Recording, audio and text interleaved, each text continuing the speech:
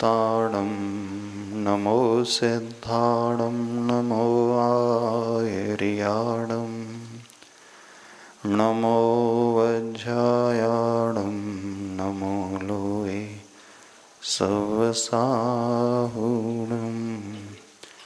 पंच परमेष्ठी भगवान की, संत श्रोमणी आचार्य भगवान गुरुदेव श्री विद्यासागर जी महाराज की, पूज्य आचार्य श्री समय सागर जी महाराज की।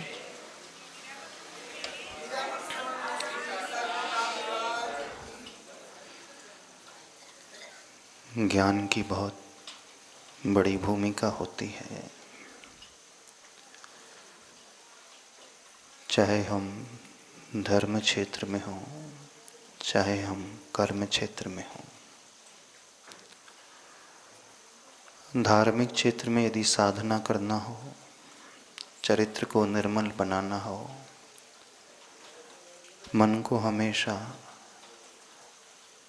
भटकने से बचाना हो, तो आचार्य भगवान कहते हैं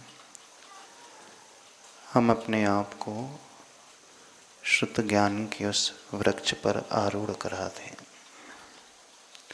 क्योंकि यह मन उस बंदर की भांति है जो सबसे अधिक चंचल होता है। बंदर तो दिखलाई दे जाता है, उसकी चंचलता भी समझ में आ जाती है, और जो दिखाई दे जाता है उसे कथनचित हम पकड़ भी सकते हैं, रोक भी सकते हैं, बांध भी सकते हैं।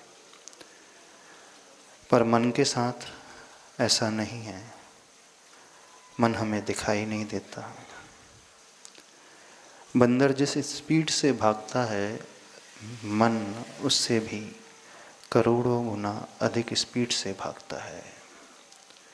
एक ही समय में व्यक्ति चाहे तो मेरू पर्वत भी पहुंच सकता है, अगले समय में वो नरक तक भी पहुंच सकता है, अगले समय में वह सिद्धों से भी बातें कर सकता है। दूरी बहुत है, 7 राजों की दूरी है।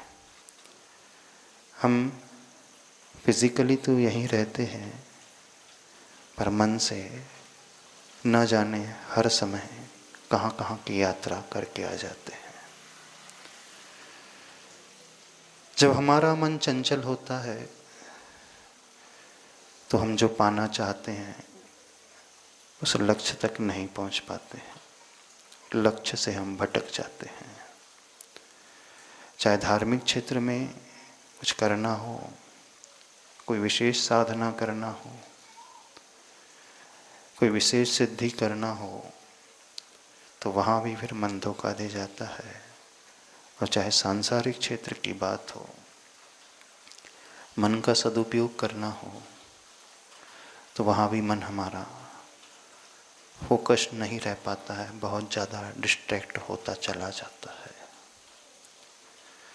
जिसका मन मजबूत होता है वही व्यक्ति अपने आप को केंद्रित कर पाता है, वही ध्यान लगा पाता है, उसका ही कंसंट्रेशन हमेशा बना रहता है। और जिसकी एकाग्रता बहुत अच्छी रहती है, उसकी मेमोरी भी बहुत अच्छी होती है, याददाश्त बहुत अच्छी होती है। आज वर्तमान में देखें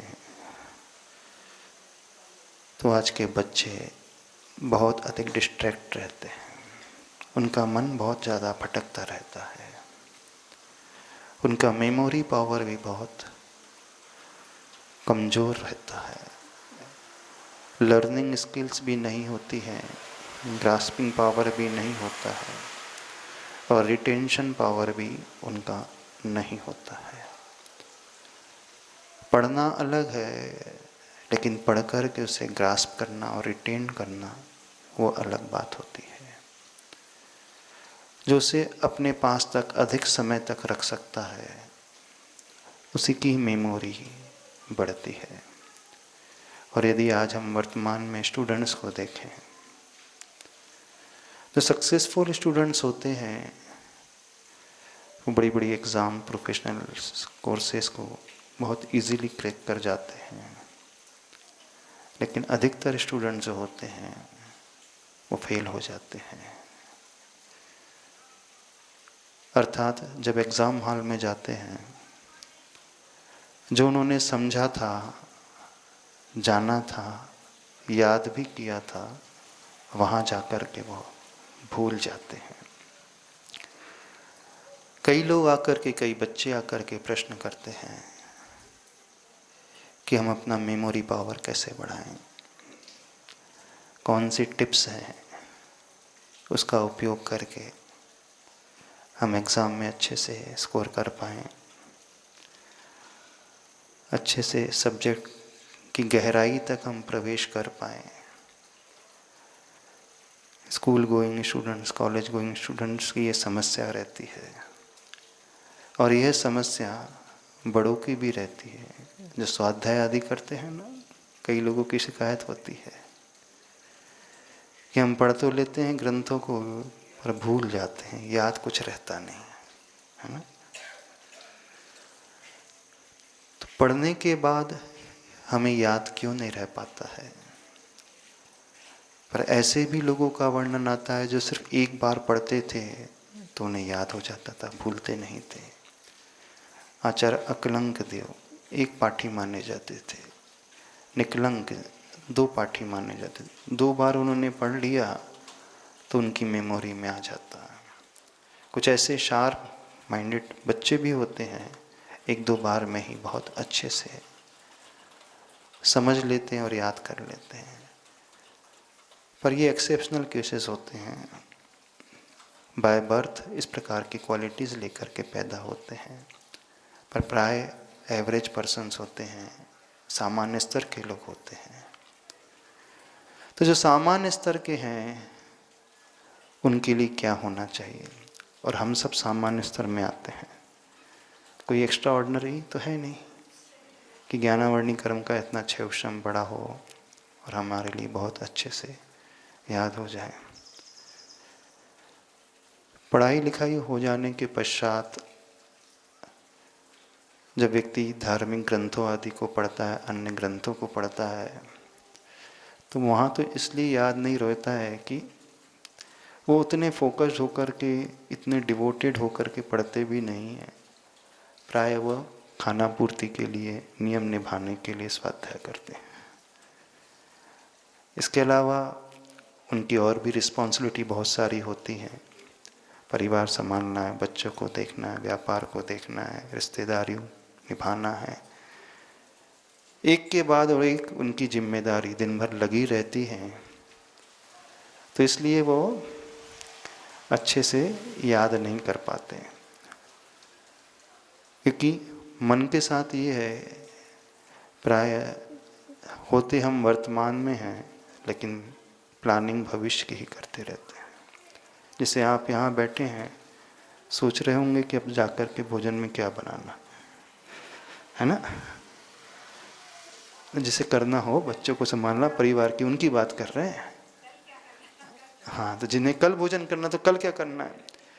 जैसे एक पूजा करते हैं तो उसके बाद हाँ इसके बाद दूसरी ये करना है, एक आवश्यक करता है उसके बाद मुझे वो कार्य करना है। तो अगले ही के बारे में वो सोचते रहता है। वो इसलिए होता है कि वो इतना ज़्यादा अपने आप को इन्वॉल्व कर लेता है। स्टूडेंट्स के साथ प्राय ऐसा नहीं होता, क्योंकि उनकी ज़्यादा रिस्पॉन्सिबिलिटी नहीं होती है। सिर्फ एक ही रिस्पॉन्सिबिलिटी है कि उन्हें पढ़ना है और कुछ नहीं करना। तो उनकी मन भटकने की संभावना कम हो जाती है, इसलिए उनका मेमोरी पावर अच्छा होता है कंपैरेटिवली। होता है ना, बच्चे लोग बहुत अच्छे से कंठस्थ कर लेते हैं, याद कर लेते हैं, लेकिन बड़े लोग जो होते हैं पढ़ कर के भी वो याद नहीं रख पाते, भूल जाते हैं। तो एक सबसे बड़ा मेन रीज़न बच्चों के साथ ये रहता है कि सिर्फ उन्हें वहीं तक सीमित रहना है, उसके अलावा अन्य कोई कार्य उन्हें ज़्यादा नहीं करना पड़ता। हाँ, कुछ स्टूडेंट्स होते हैं जो एक्स्ट्रा करिकुलर एक्टिविटीज़ में भी इन्वॉल्व होते हैं, तो वो प्लानिंग करते रहते कि इसके बाद वो, उसके बाद वो, उसके बाद। लेकिन जो एक गोल ओरिएंटेड स्टूडेंट होता है, उसका लक्ष्य है कि मुझे पास करना ही है, इतने परसेंटेज लाना ही है, तो उसका डिवोशन बहुत अधिक होता है और उस डिवोशन के कारण वो अपने सब्जेक्ट्स को बहुत अच्छे से न केवल लर्न कर लेता है बल्कि उसे याद भी रख पाता है। लेकिन प्राय हर स्टूडेंट्स की ये समस्या होती है, जब भी एग्ज़ाम का पीरियड आता है अथवा कुछ सीखने का टाइम आता है, तो वो हमेशा आकर के हम लोगों के पास एक मंत्र पूछते हैं, महाराज जी कोई मंत्र बता दो जिससे हमारी मेमोरी बढ़ जाए, आशीर्वाद दे दो जिससे हम एग्ज़ाम में अच्छे से लिख कर के आए। ये तो हो गई श्रद्धा की बात। लेकिन इस पक्ष को यदि हम गौण कर दें तो आज के स्टूडेंट्स को क्या करना चाहिए ताकि उसकी मेमोरी बूस्ट हो सके, अपनी मेमोरी को वह बहुत अच्छे से बूस्ट कर सके, मेमोरी पावर को बढ़ा सके, अथवा एग्ज़ाम के समय उसे एकदम टेंशन आदि ना हो, उसका स्ट्रेस लेवल आगे ना बढ़े, एकदम पीसफुल रहे, कामनेस उसकी मेंटेन रहे, ज़्यादा एकदम उतावलापन उसके भीतर ना आए। तो आज उस विषय को आप लोगों के सामने रखते हैं, विशेष रूप से उन स्टूडेंट्स को ध्यान में रखते हुए कि हम अपनी याददाश्त कैसे मजबूत करना सीखें, कैसे अपने उस विषय की गहराई तक पहुंचना सीखें और उसे लंबे समय तक अपने पास संजो करके रख पाएं। कुछ टिप्स हैं, रिसर्च बेस्ड टिप्स, उनके माध्यम से आपके सामने विषय रखते हैं। एक रिसर्च हुआ और वह बहुत सारी यूनिवर्सिटीज़ में हुआ है, उसके अनुसार विषय रख रहे हैं, बिल्कुल कहीं सुनी बातें नहीं। उसमें उन्होंने कहा कि यदि हम मेमोरी को बूस्ट करना चाहते हैं तो क्या करना चाहिए, एक मेथड अपनाना चाहिए, space out your study sessions. अर्थात जब हम पहली बार पढ़ते हैं डे 1 में और पढ़ करके उसे छोड़ देते हैं तो भूल जाते हैं, क्योंकि एक बार में कुछ नहीं होता है। जैन शास्त्र के अनुसार पहली बार अवग्रह होता है, फिर दूसरी बार पढ़ते हैं, सेकंड रीडिंग होती है, ईहा होती है, तीसरी रीडिंग होती है, अवाय आता है, यानी निश्चित हो जाता है, और चौथी रीडिंग होती है, फोर्थ रीडिंग होती है, वहाँ धारणा बन जाती है। अवग्रह, ईहा, अवाय और धारणा। मति ज्ञान के भेद किए ने स्टेप्स बताई गई हैं। मति ज्ञान है ना हमारे सेंसरी नॉलेज, जो इंद्रियों के माध्यम से और मन के माध्यम से होने वाला ज्ञान। तो हम कोई बुक को देखते हैं, first reading is just like अवग्रह, यानी हमने पढ़ करके यदि छोड़ दिया तो भूल जाएंगे। तो साइंटिस्ट लोगों ने रिसर्च किया और रिसर्च करके उन्होंने प्रूव किया। अब हम उन साइंटिस्ट का भी नाम रखना चाहते हैं, हरमन एबिंगहस। उन्होंने एक रिसर्च किया 2006 में और उन्होंने बड़ा अच्छा एक फॉर्मूला दिया। बोले 1, 3, 7, 14 एंड 30, यानी हम जिस दिन पढ़ रहे हैं उसके बाद यदि उसको मेमोरी में रखना चाहते हो तो क्या होना चाहिए, नेक्स्ट डे उसे रिवाइज करें, फिर थर्ड डे उसे रिवाइज करें, फिर 7th day, 14 day and 30th day. यदि इतने बार कोई रिवाइज करेगा, उन्होंने तो 6 टाइम कर दिया, पर जैन आगम के अनुसार यदि कहें तो 4 टाइम भी यदि कोई टाइम कर दे तो बहुत अच्छे से रिटेन करके रख सकता है। जिस दिन वो पढ़ रहा है तो एक पहला हो गया अवग्रह, फिर नेक्स्ट डे उसे रिवाइज करे, फिर थर्ड डे, 7th डे और 14th डे तक कर लेगा तो पॉसिबिलिटी बहुत अच्छी रहेगी कि वह उसे भूलेगा नहीं और वो लंबे समय तक उसके माइंड में फीड हो जाएगा। उन्होंने रिसर्च करके प्रूव किया, कुछ स्टूडेंट्स पे उन्होंने रिसर्च किया और उसके बाद वह इस कंक्लूजन में निकले कि जो स्टूडेंट सिर्फ 1 अथवा 2 बार पढ़ करके छोड़ देते हैं वे भूल जाते हैं, लेकिन वो अवग्रह से ईहा, ईहा से अवाय और अवाय से धारणा तक पहुंचते हैं तो वो बहुत अच्छी संभावना बनी रहती है कि उसके माध्यम से हम उसे लंबे समय तक मेंटेन रखेंगी। दूसरा एक रिसर्च हुआ, प्रैक्टिस रिट्रीवल यानी एक्टिव रिकॉलिंग। अब देखो, हम जैन शास्त्र के उस अनुसार उससे मैच करते जाएं। यदि हम उसे किसी भी विषय को याद रखना चाहते हैं तो आचार्य भगवान कहते हैं वो याद तब रहेगा जब हम उसके भीतर जिज्ञासा उठाना सीखेंगे। कैसी जिज्ञासा? वाई एंड हाउ, क्यों और कैसे। आप धर्मशास्त्र पढ़ रहे हो तो कोई भी शास्त्र पढ़ रहे हो, मैं क्यों पढ़ रहा हूं और मैं कैसे पढ़ रहा हूं, ये दो प्रश्न उठा करके कोई भी एग्जाम्पल हो। जैसे एक छोटा सा एग्जाम्पल दिया है, फोटोसिंथेसिस की प्रोसेस होती है। ये प्लांट्स होते हैं, सूर्य से प्रकाश लेकर के अपनी जो पत्तियां होती हैं उसी से एनर्जी लेती हैं, उसी से भोजन लेती है और बढ़ती हैं। अब कोई बच्चे को पढ़ना है तो पहले वो खुद क्वेश्चन उठाए, पढ़ने के बाद ईहा करे, जिज्ञासा पैदा करे, प्लांट्स को वो सन रेस की आवश्यकता क्यों होती है, और फिर उसके बाद यह प्रश्न उठाए, उसके पश्चात वो स्वयं चिंतन करे वो कैसे प्रोसेस जो है घटित होती है। तो ये दो स्टेप यदि हम यूज करने लगे अपनी लाइफ में तो हम उसे कभी भी नहीं भूलेंगे। अब आपको भूख लगी है, कुछ करना है, कुछ खाना है, तो क्यों खाना है? भूख लगी है। फिर कैसे खाना है? वो कुछ भी करो। आपको पढ़ना है तो इस मंत्र को पढ़ करके क्यों पढ़ना है और कैसे पढ़ना है। तो क्यों और कैसे करके इन दो प्रश्नों को उठाने से नहीं ईहा का भाव अंदर आ जाएगा तो हम अवाय तक पहुंच जाएंगे, अर्थात उसे हम निश्चित कर लेंगे, मजबूत कर लेंगे। ईहा का अर्थ होता है मन में जिज्ञासा पैदा होना, इच्छा पैदा होना जानने की। तो ये मेथड होती है। इससे उन्होंने रिसर्च करके बताया, एलोबरेट एंड कनेक्ट करना। की साइंटिस्ट थे ची इट एल, उन्होंने रिसर्च करके explaining why and how something work creates more memory links. आप करके देखना, आप जो भी पढ़ रहे हो, जो इस बुक को भी पढ़ रहे हो, तो मैं क्यों पढ़ रहा हूँ और कैसे पढ़ रहा हूँ। जिस सब्जेक्ट की गहराई तक पहुँचना है तो why and how, raise these two question. ये क्वेश्चन उठाने वाला व्यक्ति उसे लंबे समय तक याद रखेगा।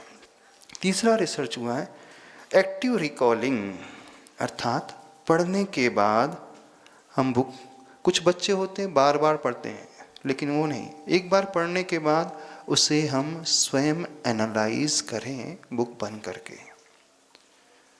स्वयं उसका विश्लेषण करें। और एक अच्छी बात आचार्य भगवान कहते थे, यदि किसी भी विषय को मजबूत करना है तो दूसरे को पढ़ाना शुरू कर दो, बहुत इजीली। आपने पढ़ा, दूसरे क्लासमेट को पढ़ाना शुरू कर दो, हाँ ये है, तो उसे भूलोगे नहीं। आपने जो समझा थोड़ा सा दूसरे को एक्सप्लेन कर दो, ऐसा समझा, ठीक है कि नहीं, तो उससे कभी नहीं भूलते और हम उसकी गहराई में बहुत इजीली प्रवेश कर सकते हैं।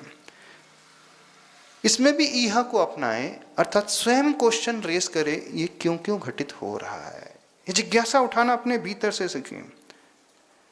पढ़ करके एक गाथा पढ़ ली, रख दिया, गाथा का अर्थ स्वयं पुस्तक बंद करके, शास्त्र बंद करके लगाना सीखें, देख करके नहीं।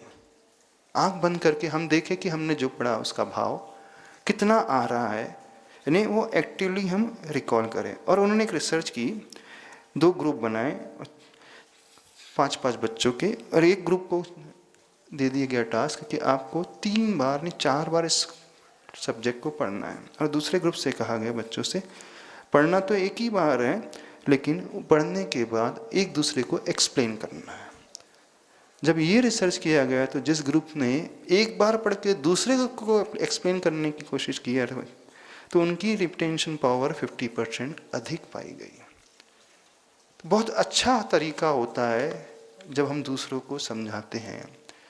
नीति है, ज्ञान ही एक ऐसा होता है वहाँ जो देने से बढ़ता है, बाकी अन्य सारी चीज़ें देने से घटती है ना। पैसा आप दोगे कम हो जाएगा, वस्तु आप दे दोगे कम हो जाएगी ना। जो भी आप देते चले जाओगे आपके पास से घटती चली जाएगी। लेकिन ज्ञान ऐसा है जितना बांटोगे उतना बढ़ता है ना। तो बांटना सीखो, देना सीखो। कोई ना मिले तो एक अज्यूम करना व्यक्ति और उसे देना सीखो। ये बहुत अच्छी प्रोसेस होती है। अब यदि हम धर्म के हिसाब से बताना है तो किसी से ईर्ष्या बिल्कुल नहीं करना, इमोशन के साथ जेलसी का भाव नहीं रखना, पर प्रसन्न होकर के उसे देने का भाव रखना। और जो आपसे अधिक ज्ञानी है उसकी देख करके प्रमोद का भाव, गुणेशु प्रमोदम की भावना। देख दूसरे की बढ़ती को कभी ना ईर्ष्या भाव। गुण ग्रहण का भाव रहे ने दृष्टि न दोष नहीं, गुणोशी प्रमोदम। अधिक गुणी को देख करके हम प्रसन्नता से भरे। प्राय स्कूल में क्या होता है, जो स्टूडेंट टॉपर होता है उसे देख करके अन्य जो सेकंड थर्ड रैंकर्स होते हैं वो जेलसी करने लगते हैं। जेलसी बिल्कुल नहीं, बल्कि अनुमोदना का भाव, प्रशंसा का भाव। तो ज्ञान को बढ़ाने के लिए, मेमोरी को बढ़ाने के लिए अनुमोदना का भाव। तीसरा एक कार्य है, चौथा एक कार्य है, जब भी आप पढ़ रहे हो तो पूर्ण विनय के भाव के साथ उसे पढ़ें, समर्पित होकर के पढ़ें। यानी ग्रेटिट्यूड का भाव लाते हुए पढ़ोगे तो बहुत अंदर तक जाएगा और उसे भूलोगे नहीं, और वो बहुत अच्छा उपयोगी सिद्ध होगा, स्पेशली जब आपको बहुत ज़्यादा काम होगा, आवश्यकता होगी। मजबूरी में नहीं पढ़ना मजबूरी में नहीं, आभार मान करके पढ़ना कि इससे मुझे कुछ मिलेगा ताकि मैं दूसरों को दे पाऊँ। ये थॉट प्रोसेस अपनी जीवन में अपनाना सीखो, इससे बहुत अच्छा लाभ होता है। एक और रिसर्च किया गया, उसमें इंटरलीव टॉपिक्स। सपोज आप मैथमेटिक्स पढ़ रहे हो तो लगातार उसे ना पढ़ करके थोड़ा सा पढ़ा, फिर सेकंड सब्जेक्ट का थोड़ा विचार ला लिया, तो हमारा जो न्यूरल सिस्टम है वो एक जगह फिक्स नहीं हो पाता है, वो एक्टिवेट बना रहता है। और एक स्ट्रेच में बहुत ज़्यादा नहीं, रिसर्च में ये प्रूव किया गया है 25 से 30 मिनट के बाद एक छोटा सा स्लाइड ब्रेक 5 मिनट का। तो जिन्होंने इस तरीके से अपनाया उनकी मेमोरी 60% ज़्यादा पाई गई, और जो लगातार पढ़ते गए उनकी मेमोरी थोड़ी सी इतनी ज़्यादा नहीं पाई। एक बहुत अच्छा इफेक्टिव तरीका होता है यूज ड्यूअल कोडिंग। एक साइंटिस्ट हुए हैं एलन पेवियो, उन्होंने रिसर्च किया वर्बली प्लस विजुअलाइजेशन के साथ आप पढ़ें, उच्चारण भी करें और विजुअलाइज भी करें। जैन शास्त्रों में एक बात आती थी, पहले शास्त्र लिखे नहीं जाते थे, पहले जो ज्ञान दिया जाता था सिर्फ बोल करके दिया जाता था, उच्चारण आचार होते थे। जो नई न्यू एजुकेशन पॉलिसी आ रही है, अथवा जहाँ होलिस्टिक डेवलपमेंट तरीके से पढ़ाया जाता है, वो एक सूत्र अपनाते हैं LSRW, मीन्स 4 स्टेज में 4 पोल होते हैं, learning, speaking, reading and writing. क्या? लर्न यानी समझना, देखना, स्पीक करना, तो जहाँ पे हम लर्न कर रहे हैं ना, सुन करके, हियरिंग, जैसे दूसरों से हमने सुना, स्पीक यानी स्वयं उच्चारण किया, then after come the reading and after that आता है राइटिंग, LSRW। यानी किसी के मुख से जब हम सुनते हैं ध्यानपूर्वक तो हमें बहुत जल्दी समझ में आता है, फिर उसके बाद पढ़ेंगे तो वो अच्छे से रिटेन रहेगा। यानी उच्चारण करना, फिर रीड करना, फिर देन राइट करना। यानी रीडिंग होने के पश्चात वो राइटिंग में होना चाहिए। जैसे कोई हमें समझाता है तो बात हमेशा याद रहती है, एकदम हम डायरेक्ट पढ़ने के लिए बैठते हैं तो वो बात हम भूल जाते हैं, होता है ना। गुरुमुख से हमने सुना तो याद रहेगी, लेकिन कब अच्छे से और याद रहेगी? जब सुनने के साथ साथ हम उसे विजुलाइज भी करते चले जाएं। तो यहाँ कहा गया है वर्बल यानी उच्चारण होना चाहिए प्लस विजुअलाइजेशन होना चाहिए। ये लिखने वाली प्रथा तो अभी शुरू हुई है, रीडिंग बाद में आती है, लेटर स्टेज में आती है, राइटिंग लेटर स्टेज में आती है। हमारे पास प्रिंटेड बुक्स आ गई हैं, हम उसे देख करके पढ़ रहे हैं। नहीं, सही मेथडोलॉजी क्या है? सुन करके फिर उसका हम उच्चारण स्वयं करें और उच्चारण के साथ विजुअलाइजेशन हो। आप देखना उसका बहुत इफेक्ट पड़ा होगा आपके जीवन में, चाहे कोई सूत्र पढ़ रहे हो, चाहे गाथा पढ़ रहे हो। तो विजुलाइज करें इन द सेंस जो भी हमने पढ़ा उसे एक ड्राइंग के माध्यम से, फ्लो चार्ट के माध्यम से, कोई ग्राफ के माध्यम से उसे विजुलाइज करें। ग्राफिकल फॉर्म में वही मैटर बहुत शॉर्ट में बहुत ज़्यादा कवर हो जाता है। अथवा एक फ्लो चार्ट हमने बना लिया, डायग्राम बना ली, तो वो हमेशा याद रहती है।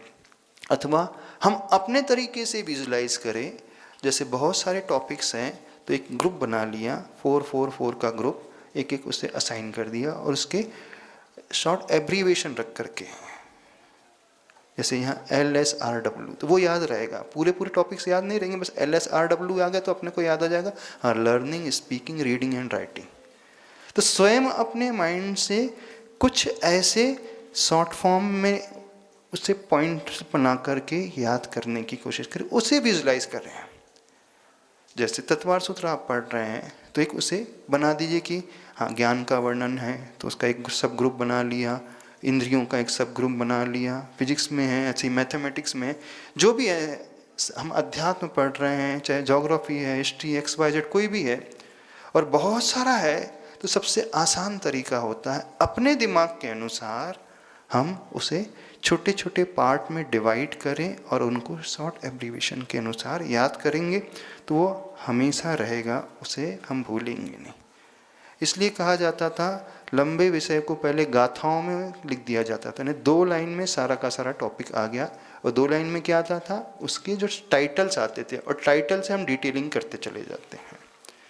तो जो स्टूडेंट्स अच्छे से पढ़ना चाहते हैं, एक एक टाइटल स्वयं देना सीखें, एक एक ग्रुप स्वयं बनाना सीखें, वो छोटे से शॉर्ट फॉर्म में करें, अथवा कुछ एक ग्राफ फॉर्म में करें, अथवा फ्लो चार्ट के फॉर्म में करें, अथवा किसी प्रकार की डायग्राम के करें, अथवा किसी से को रिलेट कर दें इजीली, जिसके प्रति उसकी बहुत श्रद्धा है।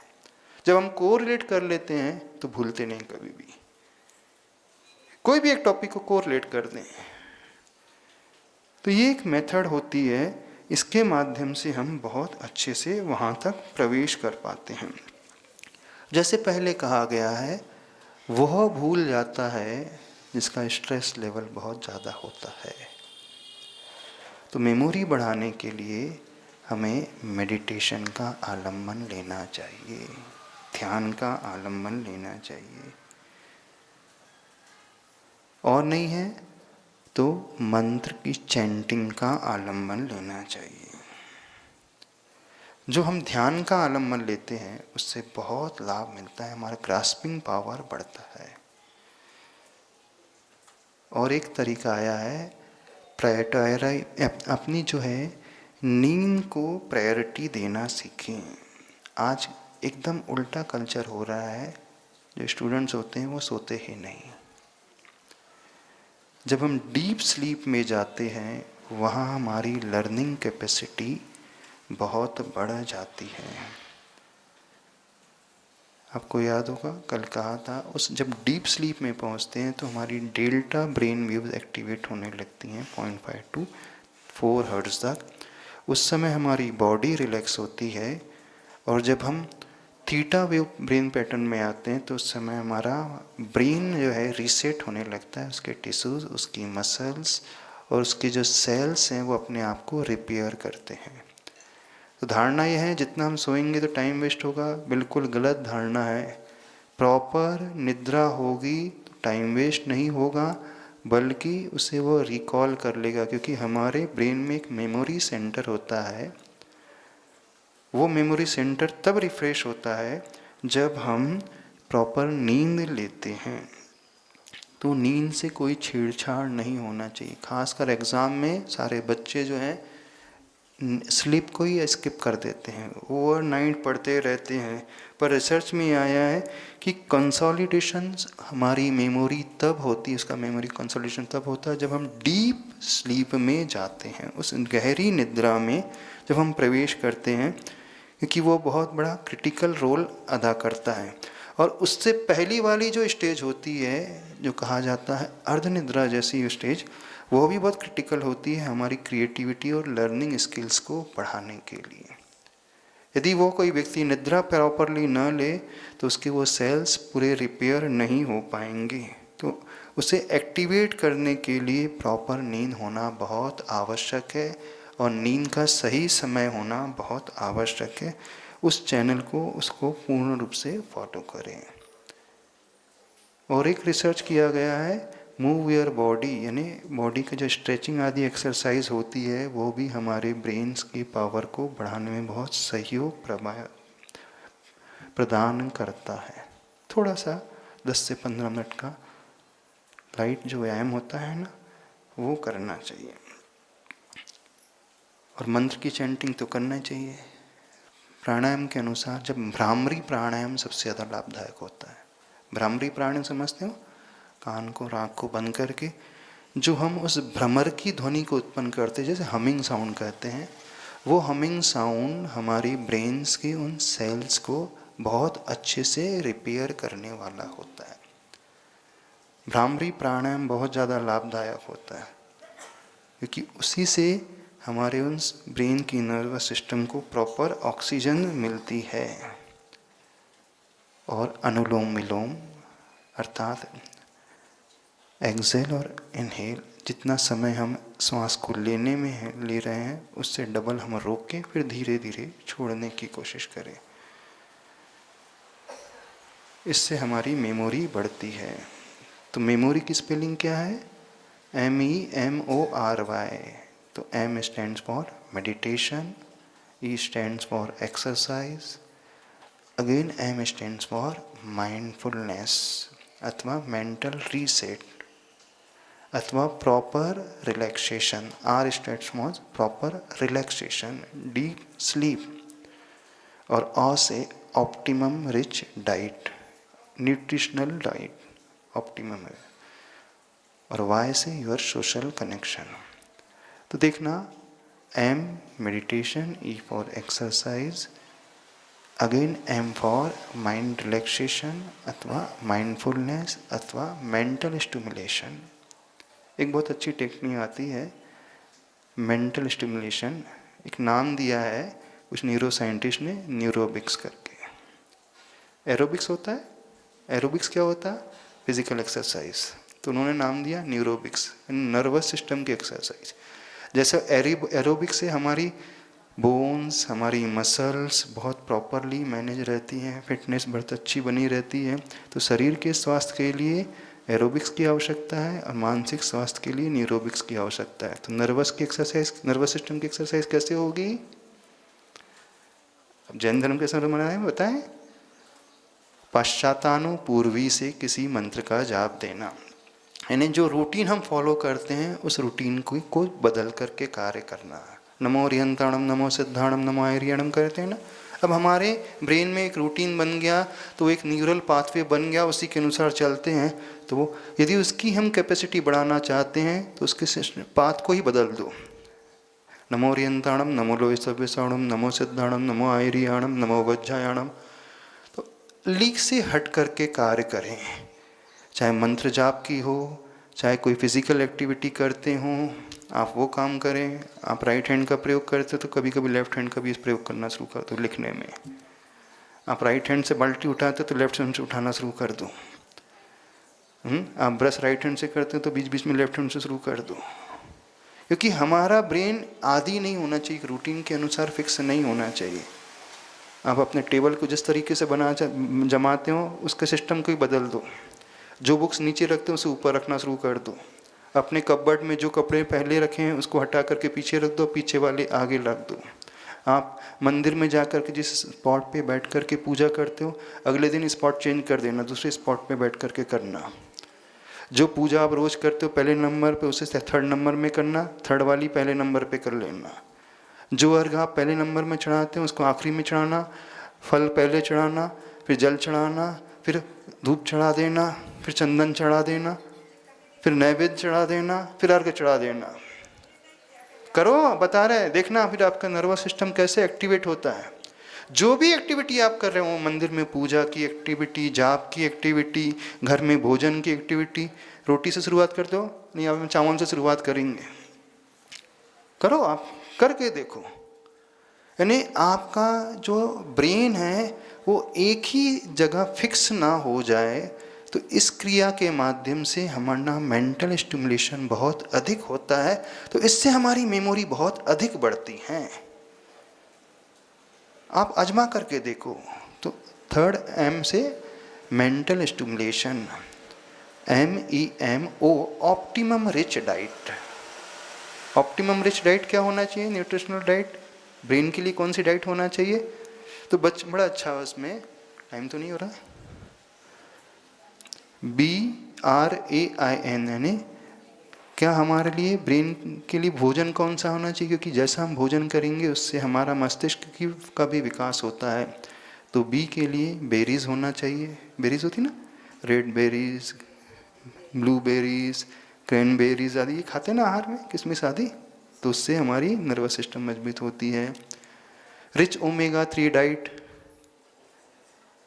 कौन से? वॉलनट्स है, फ्लैक्सीड, अलसी। अलसी खाने से ब्रेन बहुत मजबूत होता है। अखरोट खाने से ब्रेन बहुत मजबूत होता है। उसमें है एवोकाडो। एवोकाडो आता है जो हमारे विटामिन B12 को बढ़ाने में सहयोग प्रदान करता है। BRAI, आयरन रिच डाइट होना चाहिए। गुड़ का प्रयोग होना चाहिए। जैगरी में सबसे अधिक आयरन होता है। खजूर, अनार, काला मुनक्का, इसमें आयरन, और लीफी वेजिटेबल्स उसमें आता है। पत्तेदार सब्जी में सबसे ज़्यादा आयरन होता है। और एन से नट्स, बादाम हैं। कौन कौन से नट्स आप खाते हैं? जितने प्रकार के नट्स आप खा सकते हैं, उन नट्स के प्रयोग से हमारा ब्रेन बहुत अच्छे से बढ़ता है। कौन कौन से नट्स का प्रयोग करते हैं आप खाने में, बताइए? जो वॉलनट्स हैं, आलमंड हैं, और भी जो नट्स आते हैं ना, पिस्ता आदि, इन नट्स का प्रयोग करना चाहिए। तो ये हमारे ब्रेन के लिए बैलेंस न्यूट्रिशनल डाइट हो जाती है। B for berries, R for rich omega 3 food, A for avocado, I for iron rich food. सबसे अच्छा, सबसे सस्ता, सुंदर, टिकाऊ फुटाने होते हैं ना, जो लोहे की कढ़ाई में चने जैसे बोलते हैं, फूट करके निकलते हैं, उसमें आयरन कंटेंट बनता है। और गुड़ और चना, ये सबसे ज़्यादा आयरन रिच सोर्स माना जाता है। नहीं, लोहे की कढ़ाई में बनाया हुआ भोजन जो है हमारी आयरन डेफिशिएंसी को पूरी करता है, तो वो होना चाहिए। और नट्स का प्रयोग होना चाहिए। तो ये ब्रेन के लिए ऑप्टिमम न्यूट्रिशनल डाइट हो जाती है। तो ऐसी डाइट अवश्य होना चाहिए। फिर आर से क्या होगा? रीसेट। अब मेमोरी को रीसेट, ब्रेन को रीसेट करने के लिए पूर्ण रिलैक्सेशन अर्थात गहरी निद्रा लेना चाहिए। टेंशन ज़्यादा नहीं लेना चाहिए। और योर सोशल कनेक्शन अर्थात लोनलीनेस, अकेले में हम ना रहें, एक दूसरे से मिलते जाएं, तो हमारा स्ट्रेस लेवल जो है कम होता है। तो ऐसी एक्टिविटीज़ करने से हमारी मेमोरी बहुत बढ़ती है। और कुछ नहीं कर सकते हैं तो सवेरे उठ करके एकदम ठंडे पानी के छींटे आँखों में मारोगे, चेहरे में मारोगे, तो उससे हमारी वेगस नर्व जो है वो एक्टिवेट हो जाती है, और वो हमारी फिर मेमोरी क्षमता को बढ़ाने वाली हो जाती है। इतना तो कर सकते हो कि नहीं कर सकते? हाँ, निद्रा अच्छी से लो और इस प्रकार की एक्टिविटी अपने लाइफ में अपनाने लगो। रूटीन को फॉलो ना करते हुए इस प्रकार से अपने जीवन को बनाओ, तो देखना उसका असर आपको अपने जीवन में दिखेगा। और प्राणायाम अवश्य करना। इतना करेंगे तो बहुत इजीली आप देखोगे, बिना ज़्यादा मेहनत किए, रिलैक्स होकर के, स्ट्रेस फ्री होकर के आपको उस मेमोरी को बढ़ाने का लाभ प्राप्त हो जाएगा, अर्थात आपकी ज्ञान की क्षमता का विकास होगा। और धार्मिक शास्त्रों के अनुसार कहें तो जब हम इमोशंस को कैसे रखें, तो जेलसी का भाव नहीं लाना, ज्ञानी को देख करके जलना नहीं। जितना जलोगे उतना ज्ञानावरणी कर्म का बंध होगा, तो हमें ये याद नहीं होगा, समझ में नहीं आएगा। दूसरी बात, ज्ञान की विनय बहुत करना, ग्रेटिट्यूड का भाव लाते हुए पढ़ना, आभार का भाव। तीसरा पॉइंट, यदि हमारे पास कुछ है तो ज्ञान का अभिमान नहीं करना। हाँ, अभिमान नहीं करना। हाँ, जो ज्ञानावरणी कर्म का बंध किससे होता है? तत्प्रदोष, निंदा, मात्सर्य, अंतराय, आसाधना, उपघात। तो किसी से ईर्ष्या नहीं, गुरु का नाम छिपाना नहीं, ज्ञान की पूर्ण विनय करना, और ज्ञानी व्यक्ति की भी विनय करना, और उस मेमोरी को बढ़ाने के लिए सम्यक ज्ञान के 8 अंगों का पालन करना। डिवोशन होना चाहिए। तो डिवोशन कैसे समझ में आएगा? तो डिवोशन ऐसे समझ में आएगा, उसके लिए आता है शब्दाचार, अर्थाचार, उभयाचार, कालाचार, विनयाचार, बहुमानाचार, अनन्नावाचार और उपधानाचार। जिस सब्जेक्ट को हम पढ़ना चाहते हैं, जब तक वो सब्जेक्ट पूरा नहीं होगा, हमारी एक प्रिय वस्तु का त्याग रहेगा। जिसको हम बहुत ज़्यादा पसंद करते हैं वो हम उस उपयोग में नहीं लाएंगे। अब वो बार बार याद आएगी, पर मुझे पढ़ना है, ज्ञान प्राप्त करना है, तो मैं उसे छूँगा नहीं, देखूँगा नहीं। तो ये हमारा समर्पण समझ में आएगा पर्टिकुलर टॉपिक के लिए, उस सब्जेक्ट के लिए। तो एक उपधानाचार अंग का पालन होना चाहिए, और पूर्ण बहुमान और विनय के अंग का पालन होना चाहिए। और उसमें कहा है, यदि धर्म के अनुसार हम कहें तो ये 8 अंगों से पूरा ज्ञान आ जाएगा। अर्थाचार यानी समझ करके, एनालाइज करके, क्वेश्चन उठा करके, ईहा के अनुसार अथवा वाई एंड हाउ जो प्रोसेस उन्होंने बताई उसे अपना करके। तो ब्रीफ में यदि समझना चाहे तो क्या हो गया, कंक्लूड करें तो कैसा होगा? हमारी ईटिंग हैबिट प्रॉपर होना चाहिए, न्यूट्रिशनल डाइट होना चाहिए, स्लीपिंग हैबिट प्रॉपर होना चाहिए, है ना, सही समय में। अपनी उस मेंटल स्टिमुलेशन के लिए बदल बदल करके अपनी क्रियाओं को करना चाहिए, और माइंड मेडिटेशन अच्छे से, ध्यान का आलम्बन, फिजिकल एक्टिविटी में थोड़ी सी एक्सरसाइज होना चाहिए, और प्राणायाम का आलम्बन होना चाहिए। भ्रामरी प्राणायाम सबसे ज़्यादा लाभदायक होता है। भ्रामरी प्राणायाम से बहुत ज़्यादा रिलैक्सेशन हमारे ब्रेन को मिलता है, ऑक्सीजन भी मिलती है, और वो सेल्स की रिपेयर अपने आप होने लगता है। और अनुलोम विलोम से भी बहुत अधिक लाभ होता है। अनुलोम विलोम के साथ जब रेचक और पूरक प्राणायाम किया जाता है, इन्हें सांस लेना, शक्ति के अनुसार उसे रोक करके रखना, फिर जितनी देर में सांस ली थी उससे डबल टाइम में सांस छोड़ना, यानी इनहेल और एक्सहेल का प्रपोर्शन 1:2 होना चाहिए एटलीस्ट। 5 सेकंड में हम सांस ले रहे हैं तो 10 सेकंड में सांस खाली होना चाहिए। जितनी अधिक देर तक वो ऑक्सीजन भीतर रहेगी तो हमारा ब्लड प्यूरिफाई होगा, वो ऑक्सीजन पूरे नर्वस सिस्टम को मिलेगी, और ऑक्सीजन ही होता है जो हमें जीवन दान देता है। हमारे सेल्स को भी बनाने वाला, बचाने वाला, मजबूत करने वाला ऑक्सीजन ही होता है। तो वो ऑक्सीजन ज़्यादा कम मिलेगी, जितना हम इनहेल में समय लगा रहे हैं उतना ही हम रोक करके रखें, और एक्सहेल उससे दुगने समय में धीरे धीरे करें। धीरे धीरे छोड़ेंगे तो अधिक समय तक यह शरीर में, नर्वस सिस्टम में, पूरे नर्व्स में, आर्टरीज, वेन में वो ऑक्सीजन और ब्लड में वो ऑक्सीजन अधिक मात्रा में रहेगी। तो इस प्रकार का प्राणायाम बहुत ज़्यादा लाभदायक होता है। और इमोशंस के हिसाब से ईर्ष्या का त्याग, विनय का भाव, अभिमान का त्याग और बहुमान का भाव, और डिवोशन के लिए एक प्रिय वस्तु का त्याग। तो ऐसी यदि हम ओवरऑल एक्टिविटीज़ करने लगे तो फिर देखना हमारे मेमोरी बहुत शार्प हो जाएगी, ज्ञानावरणी कर्म का क्षय उपशम भी बढ़ जाएगा।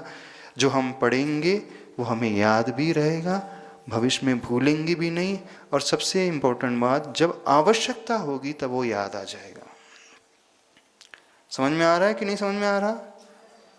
तो अपनी याददाश्त कैसे बढ़ाना? बदल बदल करके करना, प्राणायाम करना, वो तो बहुत इजीली कर सकते हो, है ना। हाँ, चाल भी बदलना है, यानी जो हमारा ब्रेन सेट हो चुका है उसको, उससे विपरीत कुछ करना। हाँ, जिस रास्ते से आप चलते हैं अपने दूसरे रास्ते से हम मंदिर जाएंगे, जिन कपड़ों को पहनते हैं अपने दूसरे कपड़ों को पहनेंगे। जो भी हम कर रहे हैं उससे बदल करके, पूजा में तरीका बदल दें, जाप में तरीका बदल दें, अर्घ चढ़ाने में तरीका बदल दें, पूजा के सीक्वेंस में तरीका बदल दें। इस कारण पश्चातानुपूर्वी से उसे पढ़ें। कई बार ऐसा होगा हम रिवर्स डायरेक्शन में पढ़ेंगे तो वो भी हमारे ब्रेन में फीड हो जाएगा। फिर आचार्य भगवान तीसरा तरीका बताते हैं, यत्र तत्रानुपूर्वी। नमोकार मंत्र की जाप कैसे दें? नमो ओरियंताणम, फिर थर्ड नंबर नमो आयरियाणम, फिर फिफ्थ नंबर नमो लोय सव्यसाहुणम, फिर सेकंड नंबर नमो सिद्धाणम, फिर फोर्थ नंबर नमो ओवज्झायाणम। एक कॉम्बिनेशन ये बन गया। फिर first, fifth, second, fourth, third. फिर एक कॉम्बिनेशन ये बन गया, फिर third, first, fourth, second, fifth. Upon n number of combination बना सकते हैं, तरीके बदल सकते हैं। आपको पूजा के तरीके में क्या करना? जल के बाद फल चढ़ाना है, चंदन के बाद धूप चढ़ाना है ना, अक्षत के बाद दीप चढ़ाना है। एक सेकेंड ऐसा हो गया। देखना, आप वहीं बैठे बैठे जो आप कार्य कर रहे हो उसमें आपका उपयोग भी लगेगा, मन भटकेगा भी नहीं। नहीं तो जब याद हो जाता है, कोई क्रिया को करते हैं तो हमारा एक रूटीन फिक्स हो जाता है, मुख से वो उच्चारण चलता है, मन कहीं और यात्रा करते रहता है। तो ये नर्वस सिस्टम को एक्टिवेट करने के तरीके होते हैं। मेंटल स्टिमुलेशन करने से बहुत अधिक बेनिफिट होता है। और बता दें एक एक्सरसाइज बताते हैं अपनी मेमोरी को बढ़ाने को। राइट हैंड क्लॉकवाइज डायरेक्शन घुमाओ, left hand anti clockwise direction घुमाओ, लेफ्ट हैंड। अब दोनों को साइमल्टेनियसली घुमाओ। अरे right clockwise, left anti clockwise, अब सीधे एक साथ दोनों। यानी हमारा ब्रेन का लेफ्ट लोब राइट को कंट्रोल करता है, राइट लेफ्ट को करता है। अब एक साथ दोनों को करना है तो दोनों जगह एक्टिविटी होगी। बस इसी से हमारा एक्टिवेट हो जाएगा। स्कूल में जब छोटे थे तो एक बहुत अच्छी एक्टिविटी कराते थे, बोलो कच्चा पापड़ पक्का पापड़, कच्चा पापड़ पक्का पापड़, बोलो। वो तो बोलते थे ना। हाँ, इससे हमारी मेमोरी बढ़ती है, नर्वस सिस्टम मजबूत होता है। वो पहली थी पर बहुत अच्छी होती थी। समझ रहे हैं? इतना ही रखें, तब याद रखोगे कि नहीं? याद करने के तरीकों को याद रखना। बोले आचार्य परमेष्टि गुरुदेव श्री विद्यासागर जी महाराज की।